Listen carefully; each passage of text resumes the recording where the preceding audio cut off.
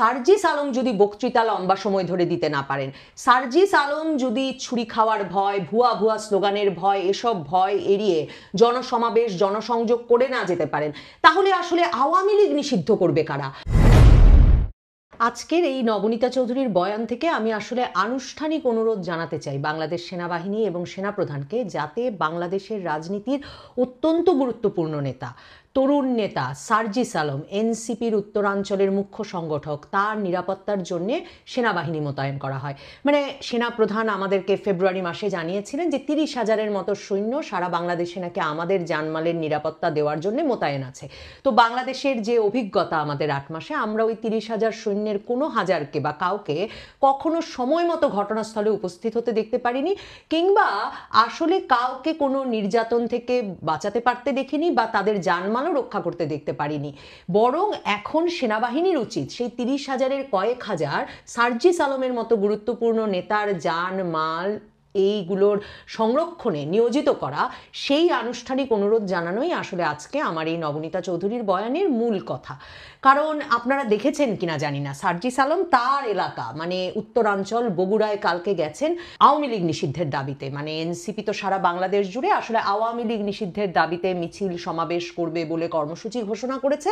তো সেই আওয়ামী লীগ নিষিদ্ধের দাবির মতো বিরাট দাবি, জনদাবি বলে যাকে তারা অভিহিত করছেন, সেই দাবি নিয়ে তিনি গেছেন বগুড়ায়। আর ওইদিকে বৈষম্য বিরোধী ছাত্র আন্দোলনের একটি গ্রুপ শুধু যে পাল্টা সভা ডেকেছে তাই নয়, সার্জিস আলম নাকি জামাত শিবির এবং আওয়ামী লীগের লোকজনকে এনসিপির মধ্যে পুনর্বাসিত করছেন। এই অভিযোগে তারা সেই সভাস্থলে গিয়ে ভুয়া ভুয়া স্লোগান দেওয়া শুরু করে। এরপরে দুই পক্ষের মধ্যে মারামারি লেগে যায় এবং মারামারির ফলে 30-35 জন আহত হয়। এদের মধ্যে ছুরিকাঘাতে আহত ব্যক্তিরা হাসপাতালে এখন চিকিৎসা নিচ্ছে। তার মানে চাকু ছুরি নিয়েও ওই সভায় লোকজন জড়ো হয়েছিল। অবস্থা এমন বেগতিক হয় যে সার্জিস আলমের মতো গুরুত্বপূর্ণ নেতাকে, তার মতো বাংলাদেশের রাজনীতির একজন শীর্ষস্থানীয় নেতাকে তার দলীয় সভা মঞ্চ থেকে 4 মিনিটেরও কম সময়ের মধ্যে বক্তৃতা শেষ করে মঞ্চ থেকে নেমে মিছিলে যোগ দিতে হয়।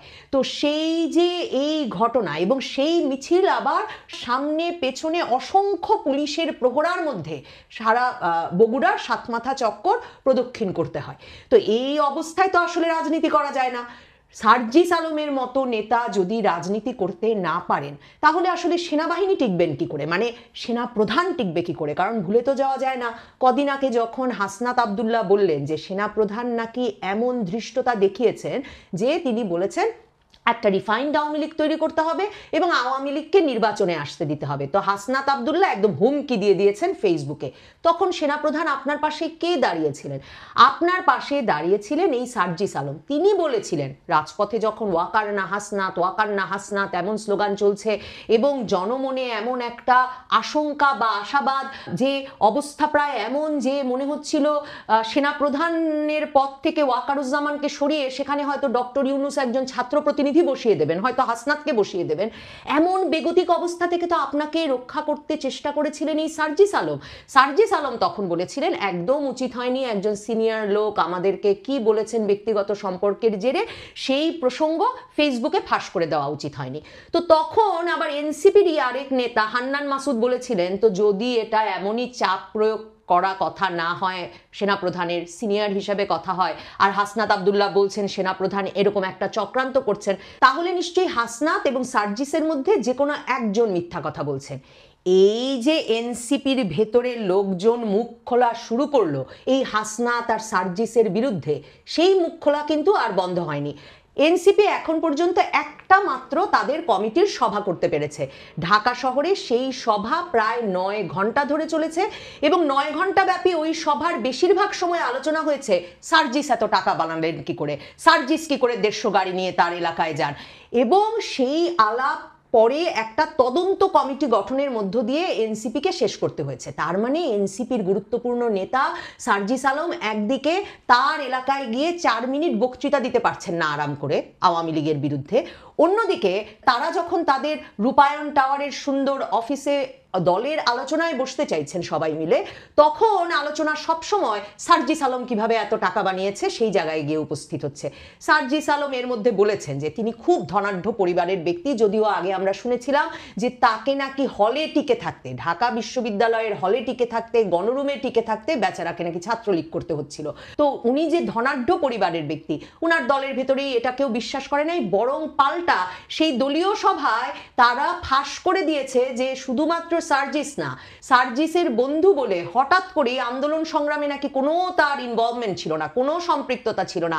তানভীর নামে এক দরবেশের চেহারার যে ব্যক্তি উপস্থিত হয়েছেন এবং তিনি গিয়ে পাঠ্যপুস্তক ছাপানোর কাগজ বিক্রির কমিশন থেকে যে 400 কোটি টাকা বানিয়ে ফেলেছেন তার বিরুদ্ধেও ব্যবস্থা নিতে হবে। দলে সার্জিসের অবস্থা এমন বেগতিক হয়েছে যে তিনি কিন্তু তার বন্ধু তানভীরকে বাঁচাতে পারেন নাই।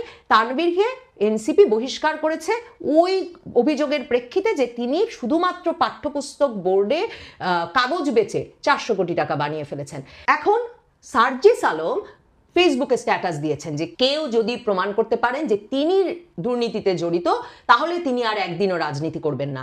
এবং এই ক্ষেত্রে তিনি বিশেষভাবে আহ্বান জানিয়েছেন গণ অধিকার পরিষদ, মানে ওই যে ভিপি নুরুল হক নুরুর যে দল, গণ অধিকার পরিষদের সাধারণ সম্পাদক রাশেদ খান, যিনি টকশোতে গিয়ে গিয়ে সার্জিসের টাকা বানানো, এনসিপি নেতাদের টাকা বানানো, তানভীরের টাকা বানানো এসব নিয়ে কথা বলছেন, তার প্রতি আহ্বান জানালেন যে রাশেদ খান যদি প্রমাণ করতে পারেন তাহলে আসলে তিনি রাজনীতি ছেড়ে দেবেন, সার্জিস রাজনীতি ছেড়ে দেবেন, যে সার্জিস দুর্নীতি করেছেন।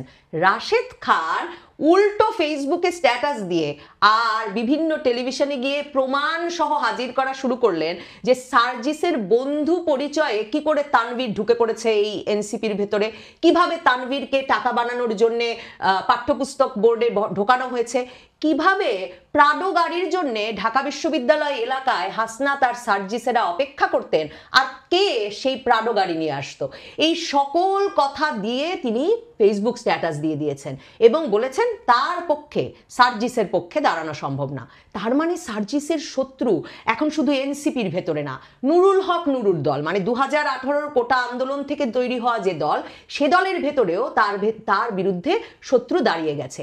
এই হাসনাত আর সার্জিস সেই আগস্ট থেকেই বারবার শুধু বলেন কারা জানি তাদের মেরে ফেলতে চায়, কারা জানি তাদের মেরে ফেলতে চায়। আপনারা লক্ষ্য করেছিলেন কিনা জানি না, অনেকে নিশ্চয়ই লক্ষ্য করেছিলেন আমার মতোই যাদের সন্দেহ বাতিগ্রস্ত মন, এই হাসনাত সার্জিসরা যখন 70 টাকায় হলে দিন কাটানোর সেই কষ্টকর জীবন থেকে বেরিয়ে এসে নিয়মিত দামি দামি গাড়িতে চড়ে সারা বাংলাদেশ দাপড়ে বেড়ানো শুরু করলেন, তাদের মববাজি শুরু করলেন, তখন প্রায়শই তাদের গাড়িতে নাকি কারা ধাক্কা দিতে চাইতো আর তারা জিডি ফাইল করতেন, ফেসবুক স্ট্যাটাস দিতেন এবং বলতেন জীবনের হুমকির মুখেও তারা আসলে তাদের কাজ চালিয়ে যেতে চান। এমনকি ঢাকা বিশ্ববিদ্যালয় এলাকায় গাড়ি চালাতে গিয়ে সার্জিস হতে পারে হয়তো নতুন গাড়ি চালানো শিখেছেন, হয়তো ক্লান্ত ছিলেন কিংবা কিছু হয়তো খেয়েছিলেন, এরকম অবস্থায় তিনি যখন গাড়ি চালাচ্ছিলেন ঢাকা বিশ্ববিদ্যালয় এলাকায়ও নাকি গাড়ি চালানোর সময় তার মাথায় আঘাত লাগে এবং তাকে হাসপাতালে যেতে হয়। এই যে প্রায়শই তারা আহত হয়ে যান, তাদেরকে নাকি মৃত্যুর মুখে কেউ ঠেলে দেয়, কোনো একটি পক্ষ নাকি তাদের মেরে ফেলতে চায়, এই আওয়াজ তারা কিন্তু সেই আগস্ট মাস থেকে তুলছেন। তো এই দামি নেতৃবৃন্দের ভেতরে তাদের একেবারে মানে আভ্যন্তরীণ বলয়ে তাদের ঘরের ভেতরে যখন তাদের এত শত্রু, তাদের মিত্র দল গণ অধিকার পরিষদের ভেতরে যখন তাদের শত্রু, তারা যখন তাদের এলাকায় গিয়ে ইফতার পার্টিগুলোর কথা মনে করুন, একটা ইফতার পার্টি এনসিপি শান্তিতে শেষ করতে পারেনি রোজার মাসে।